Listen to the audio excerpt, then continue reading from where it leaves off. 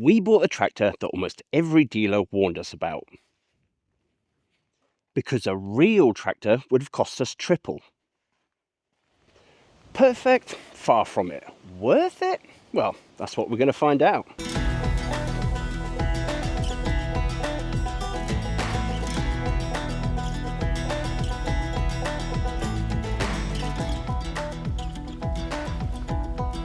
In this video, I plan to debunk 5 of the most common myths surrounded by these cheap import budget tractors. Because most online reviews will either be full of pure praise or pure hatred, as a real owner that bought it with our own money, I'm here to give you a real honest review. Well, let's start with myth number 1, and that is these cheap imports are junk and won't last.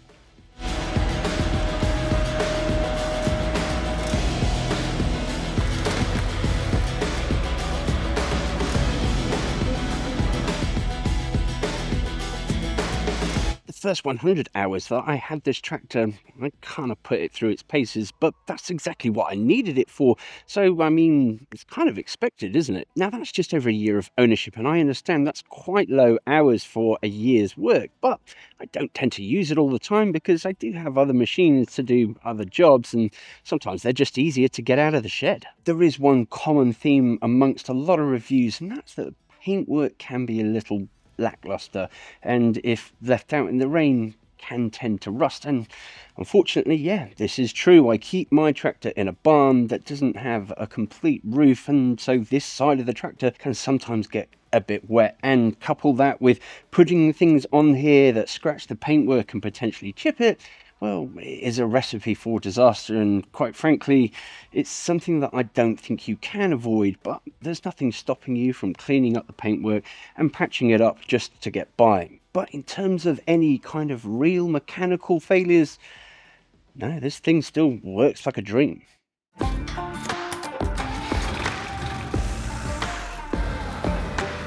I mean, let's be honest here.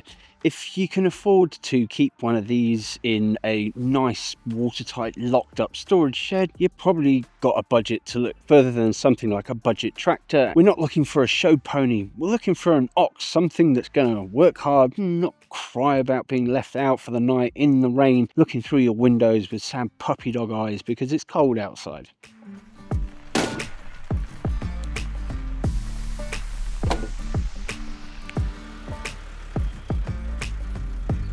Okay, so it's not perfect. There are a few things wrong with it, like a little bit of rust, but rust can be fixed and you can do that at home. It's not something that's like needing a mechanic to come out.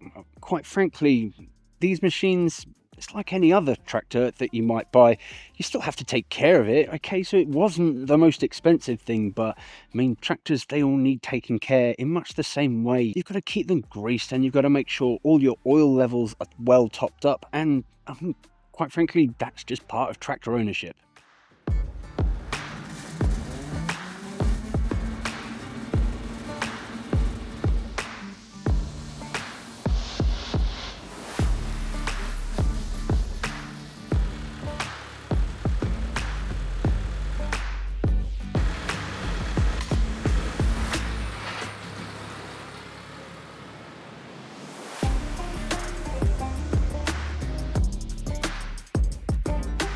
Which moves us gently onto myth number 2, and that is there's no after-sales help or customer service. Now, from what I've researched, this actually just comes down to your dealership, really. At the end of the day, if your dealership isn't really a good dealership to work with, then unfortunately you're going to be caught in a bit of a bind no matter what brand you buy. And my advice would most certainly be to do your homework before actually buying from anywhere. Check the reviews. Are they any good at the after sales, or once they've got your cash, are they going to leave you hanging? One thing that I can guarantee, however, is my own experience. Getting this as my first tractor didn't come without its challenges.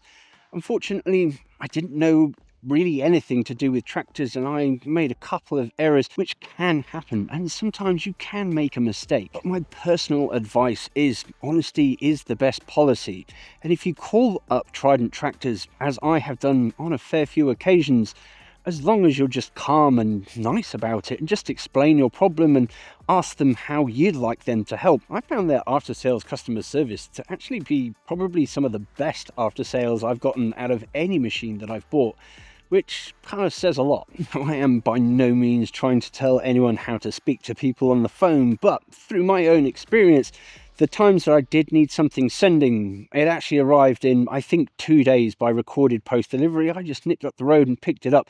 They were pretty good about it. Now, I can't speak for other brands, but in terms of getting what you pay for, in regards to a compact budget tractor, I'd say that's probably worth its money just on its own.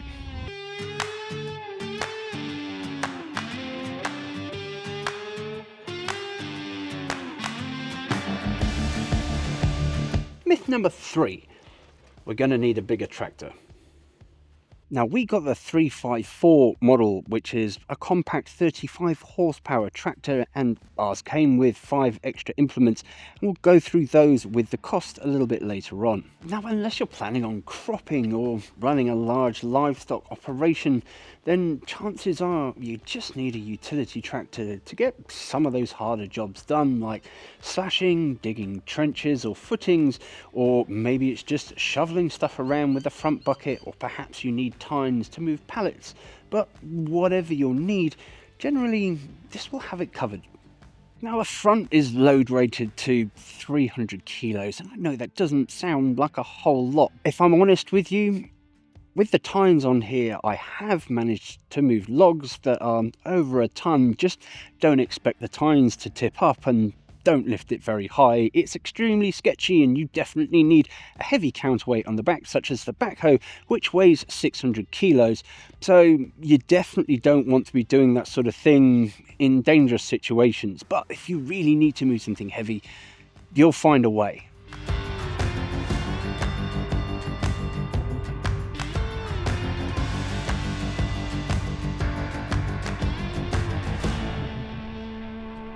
Now, I know some of these numbers seem a little bit flimsy, and it does put out up to 135 newton meters of torque, which I know doesn't sound like a crazy amount of power, but you'd be surprised how well you can skull drag something across your own property.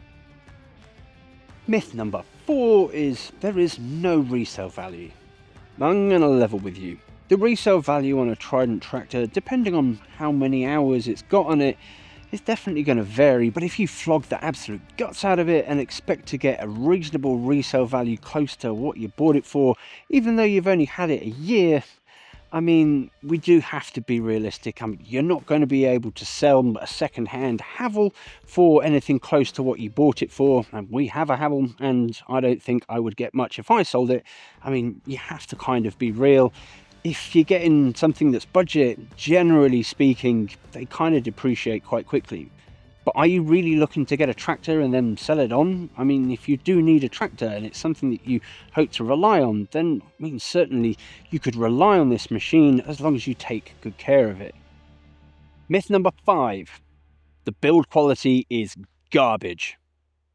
Now, I'm not going to stand here and tell you that this thing is immaculate. I'm not going to tell you that all of the welds are 100% perfect crescents, because that's just not true. But what I am going to tell you is that in terms of value for money, there is nothing wrong with the build at all. So there might be a little bit of weld splatter, and the paint job, okay, it's not the best. But if you were paying that sort of money for a tractor and you were expecting a blue John Deere to turn up, I'm afraid you're going to be sorely disappointed. The build quality is as you would expect, but is it functional? Yes. Does it still stay together? Also, yes. So it's still doing the same tractor things. It's just not as pretty or as sleek. In terms of price of a package, I mean, you're not going to be able to get much more than what you get for this price anywhere else. This was an expense we budgeted for when we knew we were going to move here. And so putting this money aside, of course, we did a lot of research into which tractor that we would buy in order to get the best deal and bang for our buck. Now, of course, I saw mixed reviews on this particular model, but after doing a bit more digging, it turns out that a lot of the time these problems could probably be avoided should you just kind of keep up with maintenance and take care of the machine. I mean, after all, it is a 35 horsepower, and I mean, it can't do everything, and there are some things it just won't do. But if you run into a problem, like I said before, if you give them a call, and I'm sure if you work toward a solution, they would definitely help you out. That, with my own personal experience, I found it to be a really great tractor, and it's always done exactly what I needed of it.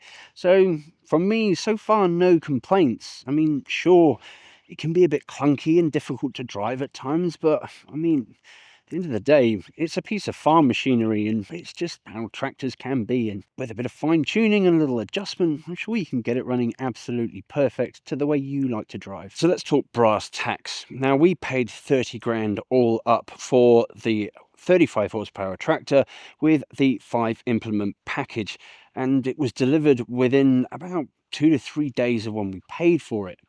I mean, you can't really argue with that. So I guess that really answers our question. Is it perfect? No, absolutely not. But is it worth it? Yeah, I reckon it is.